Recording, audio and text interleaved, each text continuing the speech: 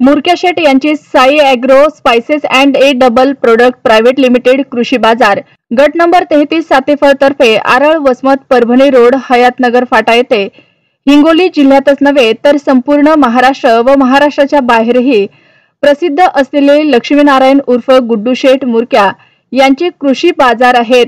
हयातनगर फाटा येथे भव्य शुभारंभ सोहळ्याचे आयोजन करण्यात आले। परमपूज्य संत बाबाजी जगदीशजी महाराज यांच्या हस्ते संपन्न झाले। या प्रसंगी सत्यनारायण देवतांच्या महापूजेचे आयोजनही करण्यात आले होते। तेव्हा या शुभ प्रसंगी तीर्थप्रसाद व स्नेहभोजनाचे देखील आयोजन करण्यात आले होते। भव्य शुभारंभ सोहळ्याचे आयोजक विनीत अनिल कुमार मुरक्या, लक्ष्मीनारायण मुरक्या, श्याम मुरक्या व समस्त मुरक्या परिवार हे होते।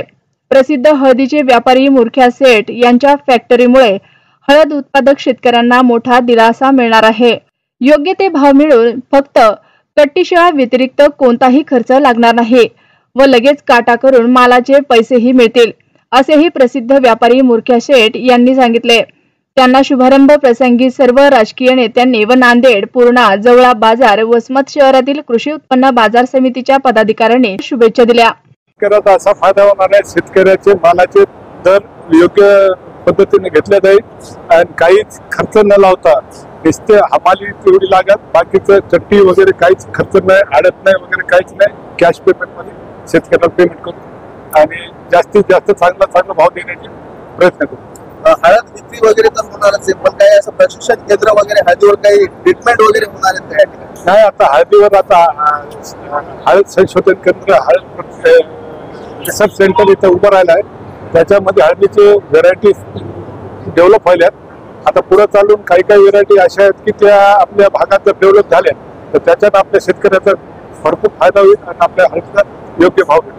हळदीचं जे नाव आहे, वसमतचं नाव आहे, दिल्लीपर्यंत पोहोचवण्यासाठी तुम्ही यशस्वी झालात। आजच्या परिस्थितीत काय वाटतं? आता मला डोमेस्टिक तर पूर्ण कम्प्लीट केलं, आता बाहेर देशामध्ये आपले हळद नाव आणि जास्तीत जास्त आपल्याला भाव भेटावा हीच अपेक्षा। शेतकऱ्यांना काय